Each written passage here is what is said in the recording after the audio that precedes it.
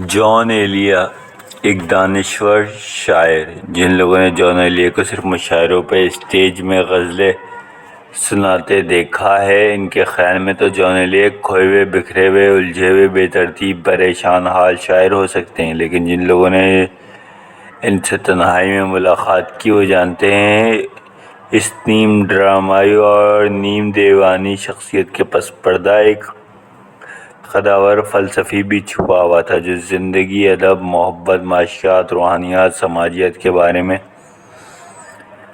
سنجیدہ رائے رکھتا تھا۔ میری جان ایلیا سے جب بھی ملاقات ہوئی، وہ مجھ سے نہایت شفقت سے پیش آئے، مختلف موضوعات پر سنجیدگی سے تبادلہ خیال کرتے رہے۔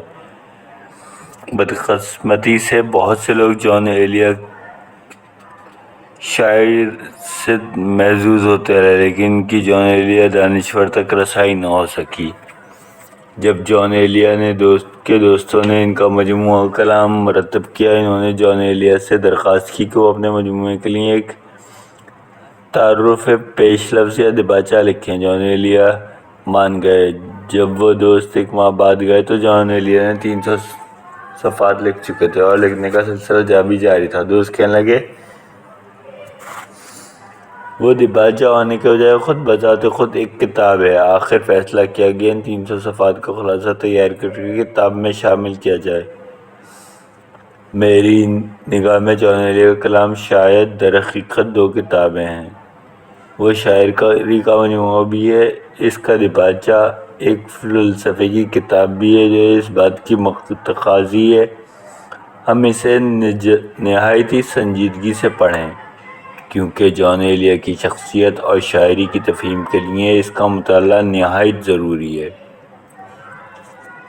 میری نگاہ سے اردو ادب کے صرف 3 شاعروں کے ایسے مجموعے کلام گزرے ہیں جن کے دیباچوں میں زندگی اور ادب کے بارے میں سیر حاصل گفتگو کی گئی ہے۔ وہ 3 شاعر نون میم راشد، جان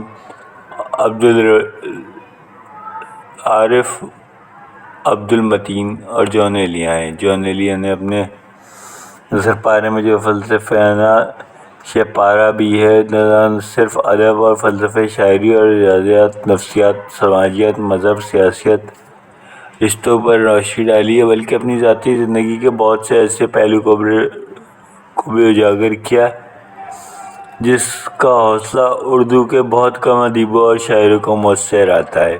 جان ایلیا اپنی کتاب کے پہلے ہی صفحے پر لکھ دیا ہے، یہ ایک ناکام آدمی کی شاعری ہے، یہ کہنا میں کیا شرمانا، میں رائے گاہ گیا۔ نفسیات کے حوالے سے یہ ایک اہم سوال ہے۔ جان ایلیا کی نگاہ میں کامیابی اور ناکامی کا کیا تصور ہے؟ جان ایلیا اپنی ناکامی کے تصور کی وضاحت ان الفاظ میں کرتے ہیں: مجھے رائے گاہ ہی جانا بھی چاہیے تھا، جس بیٹے کو اس کی انتہائی خیال پسند اور مثالیہ پرست باپ نے عملی زندگی گزارنے کا کوئی طریقہ نہ سکھایا ہو، بلکہ یہ تلقین کی ہو کہ علم ہی سب سے بڑی فضیلت ہے اور کتابیں سب سے بڑی دولت ہے۔ وہ تو رائے گاہ نہ جاتا تو اور کیا ہوتا؟ اس تشریح سے تو واضح ہو جاتا جان ایلیا کی نگاہ میں کامیابی سے مراد شاید مالی اور دنیاوی کامیابی ہے۔ جان ایلیا چونکہ اپنے والد کے نقش قدم پر چلنا چاہتے تھے، اس لیے انہوں نے ایک دنیادار اور مالدار انسان ہونے کے بجائے ایک درویش شاعر اور درویش ہونے کی زیادہ ترجیح دی۔ وہ شاید کہنا چاہتے ہیں I was an idealist rather than a realist۔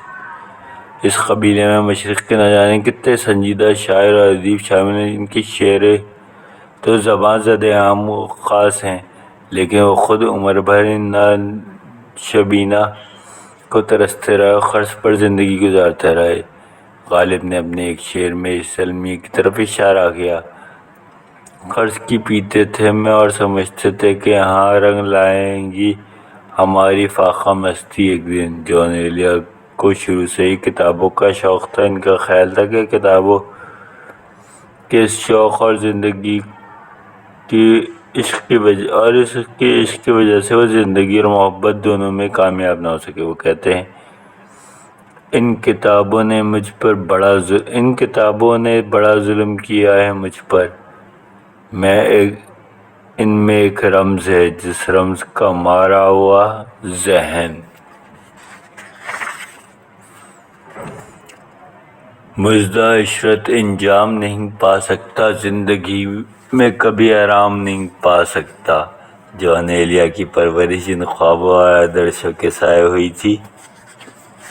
ان کا انہیں آخری عمر تک پاس رکھا اور اپنی آفاقی اور اجتماعی خوابوں کی شرمندہ تعبیر کرنے کے لیے ساری عمر قربانیاں دیتے رہے۔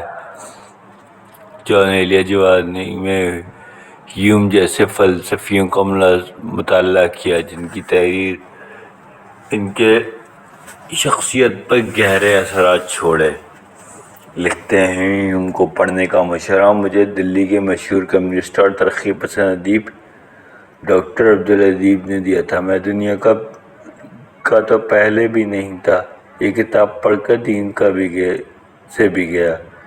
جان ایلیا نے اپنی تحریروں میں اس بات کی وضاحت کی، بڑے فلاسفر بننے کے لیے بڑے سوال پوچھنا بہت اہم ہے۔ جان ایلیا اپنی جوانی میں بڑے ہی سوال پوچھنے گھر سے نکل پڑے۔ ان سوالوں کی تلاش میں نہ صرف روایتی سوچ بلکہ خدا اور مذہب کو بھی پیچھے چھوڑ آئے۔ حاصل کن ہے یہ جہان خراب، یہی ممکن تھا اتنی اجلت میں، اتنا خالی تھا اندروں میرا، کچھ دنوں تو خدا رہا مجھ میں۔ جان ایلیا اپنے اشعار میں جس سادگی سے اپنے خیالات، تجربات، تصورات اور نظریات کا اظہار کیا ہے، اس کے لیے جرأت مندانہ ہونے کی بہت ضرورت ہے۔ مذہبی معاشرے میں بہت سے ادیب، شاعر، دانشور ایسے ہوتے ہیں جو خدا اور مذہب پر ایمان نہیں رکھتے، لیکن اس کا برملا اظہار نہیں کرتے اور ایک منافقت کی زندگی پر مجبور ہو جاتے۔ لیکن جان ایلیا نے کبھی مصلحت سے کام نہیں لیا، نہ ہی وہ عوام و خاص یا حکومت سے خوفزدہ تھے۔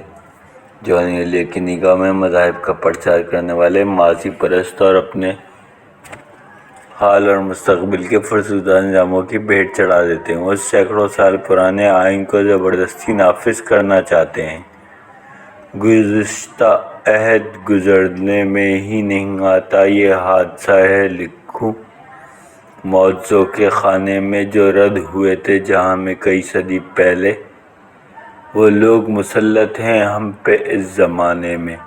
جان ایلیا کی اس بات سے بھی فکر مند تھے، جب مذہب کے پرستاروں کے پاس دولت اور طاقت حکومت آ جائے تو چاروں طرف خوف و ہراس پھیل جاتا ہے۔ یہ عہد وہ ہے کہ دانشور اہران عہد بھی منافقت کے شبیہوں کا خوف طاری ہے۔ نماز خوف کے دن ہیں ان دنوں یارو، قلندر پہ فقیہوں کا خوف طاری ہے۔ جان ایلیا ہم سے رخصت ہو گئے، لیکن اشعار اور خواب ہمارے پاس ہیں، وہ خواب شرمندہ تعبیر ہونے کے منتظر ہیں۔ اس کرۂ ارض پر جبر و استبداد، جہالت و تعصب کی صدیوں کی فرسودہ روایت سے براتر ہو کر ساری انسانیت کے لیے ایک پرامن، امید اور پرسکون معاشرہ قائم ہو سکے۔ میں اپنے آپ کو خوش قسمت سمجھتا ہوں، میں نے زندگی کے چند لمحات جان ایلیا جیسے شاعر کے ساتھ گزارے۔